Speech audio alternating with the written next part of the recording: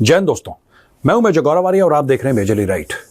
China के विदेश मंत्री वांग यी और भारत के विदेश मंत्री डॉक्टर एस जयशंकर, इनकी रियो डी जेनेरियो में मीटिंग हुई है।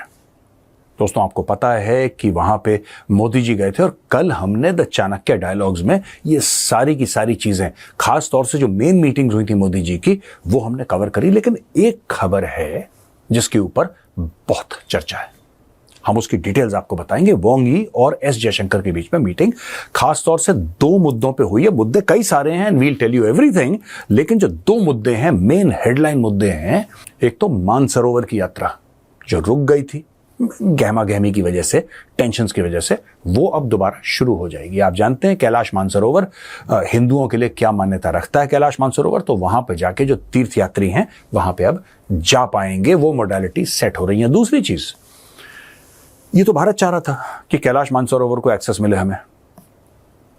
चाइना ये चाह रहा था कि भारत और चीन के बीच में डायरेक्ट पैसेंजर फ्लाइट चले। Direct passenger flight. भारत ने क्या करा? भारत ने नल बंद कर दिया, बोला कार्गो फ्लाइट तो चल सकती है और फ्लाइट चल सकती है, लेकिन पैसेंजर फ्लाइट चल बिना, हम चलने नहीं देंगे passenger flight, we will not allow. अच्छा, इससे चाइना की चीखें निकल गई, क्योंकि चाइना की इन्वेस्टमेंट बहुत ज्यादा भारत के अंदर है और भारत की इन्वेस्टमेंट थ्रू इंपोर्ट्स बहुत ज्यादा चाइना के अंदर है, राइट? तो अब चाइना से जो माल आ रहा है वो तो शिप से आ रहा है, लेकिन चाइनीज को इंडिया ट्रैवल करना पड़ता है। यहां पे फैक्ट्रीज हैं। अब भारत ने बंद कर दी। भारत ने बोला नहीं, तुम एक काम करो, पहले तुम वहां से दुबई जाओ, दुबई से आओ या हांगकांग जाओ, या फिर तुम कहीं, मतलब कि यानी कि मेनलैंड चाइना से India flights, direct passenger flights बंद कर दी थी भारत ने। अब वो दोबारा शुरू, यानी कि दो चीजें हो गई हैं।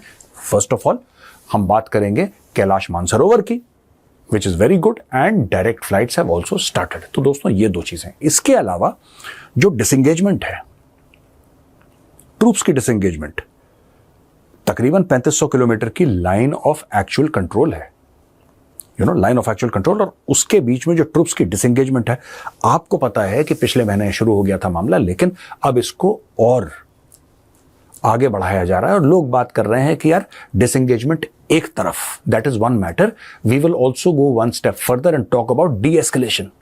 देखिए, डिसएंगेजमेंट क्या होता है कि आपके 1000 बंदे हैं, मेरे 1000 बंदे हैं, आपके 1000 बंदे 10 कदम पीछे हट जाएं, मेरे 1000 बंदे 10 कदम पीछे हट जाएं। जहां पे आप पहले पेट्रोलिंग कर रहे थे, अब आप वहां पे कर लो, जहां पे पहले मैं पेट्रोलिंग कर रहा था वहां पे। कई मीडिया वाले या कई पॉलिटिशियंस ने यह भी आके टीवी पे बोला कि इंडिया जहां पे पेट्रोलिंग करता था पहले, इंडिया को वहां पे रोक दिया पेट्रोलिंग करने के लिए। इन्होंने देखा तो है नहीं, दिल्ली के स्टूडियो में बैठ के बकवास करते हैं। बात यह है कि चाइना भी हटा था पीछे, यू अंडरस्टैंड? चाइना भी जहां पे पहले पेट्रोल कर रहा था वहां पे चाइना को भी मना हो गया। तो हम लोगों ने बोला कूलिंग ऑफ पीरियड होना चाहिए, वो खत्म हो गया। अब डिसएंगेजमेंट की बात नहीं, नेक्स्ट स्टेप है डी एस्केलेशन, यानी कि 1000 आपके 1000 मेरे। अब बात हो रही है कि हम पीछे तो हट गए, हम डिसएंगेज हो गए, पर 1000 बंदे तो फिर भी हैं। तो अब एक काम कर लो कि अपने, मैं उदाहरण दे रहा हूं दोस्तों, these are not real figures, आप इसको सच्चे फिगर मत मानिएगा, ये सिर्फ आपको समझाने के लिए मैं बात बता रहा हूं। अगर आपके 1000 हैं, हमारे 1000 हैं, तो आप एक काम करिए, हमारे 500 आपके 500 वेरीफाइबल, आप भी चेक कर लो, हम भी चेक कर लेंगे। तो फिर वो मामला क्या हो गया कि डिसएंगेजमेंट के बाद वो नेक्स्ट लेवल पे चला गया, यानी कि डी एस्केलेशन। 2-3 बड़े अहम मुद्दों पे बात हुई है। एक मुद्दा यह भी है कि भारत और चीन के 75th year of diplomatic relations, उसको दोनों देश सेलिब्रेट करेंगे। दोस्तों, ये लोग करते हैं, और जब भी किसी देश के साथ आपके कोई माइलस्टोन रीच होता है डिप्लोमेटिक रिलेशंस का, तो it's a matter of great happiness, और दोनों देश सेलिब्रेट करते हैं। अच्छी बात है, चीन और भारत ने यह डिसाइड करा है 75 years of our diplomatic relations we will celebrate. अब पाकिस्तान में बड़े लोगों गुड़गुड़, बिकॉज सी दोस्तों, ये पाकिस्तानी माइंडसेट एक खास माइंडसेट है कि जब चाइना और इंडिया की भिड़ंत होगी, पाकिस्तान खुश होगा। क्यों खुश होगा पाकिस्तान? क्योंकि उसको ऐसा लगता है कि जब चाइना और इंडिया भिड़ेंगे तो जाहिर सी बात है चाइना फिर उनकी तरफ लीन करेगा, उनके लिए ज्यादा पैसा आएगा, उनके लिए मतलब पाकिस्तानियों के लिए। दे विल से कि अच्छा आप भी लड़िए इंडिया के साथ और ये लो पैसा। तो पाकिस्तानी इस पे थ्राइव करते हैं, दे थ्राइव ऑन दीज थिंग्स। लेकिन अब बात कर रहे हैं ये लोग कि डिप्लोमेटिक रिलेशंस 75 साल के सेलिब्रेट करो, तो खून के आंसू तो रो रहा है पाकिस्तान। चीन और इंडिया में यह भी एक बात तय हुई है दोनों में, यानी कि डॉक्टर जयशंकर और वांग यी के बीच में, कि चाहे वो ब्रिक्स हो, ठीक है, चाहे वो एससीओ हो, शंघाई कोऑपरेशन ऑर्गेनाइजेशन, चाहे वो G20 हो, हर एक प्लेटफॉर्म पे हम लोग एक साथ चलेंगे और हम लोग कोऑपरेशन करेंगे एक दूसरे के साथ। इसको लेके भी पाकिस्तान में बड़ी पेट में गुड़गुड़ हो रही होगी कि यार ये क्या हुआ।